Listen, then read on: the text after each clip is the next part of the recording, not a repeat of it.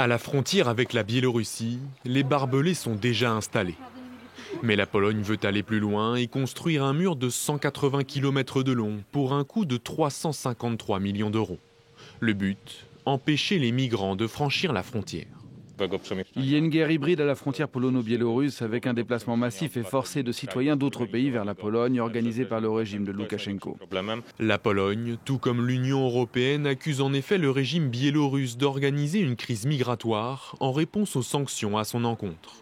Des milliers de soldats polonais ont été postés à la frontière, l'état d'urgence a été décrété. Mais ce projet colossal du gouvernement nationaliste polonais ne fait pas exception.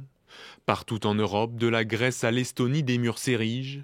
La Pologne et 11 autres États ont même demandé la semaine dernière à l'Union européenne de financer ces barrières frontalières, au motif qu'elles relèvent de la protection des frontières européennes communes.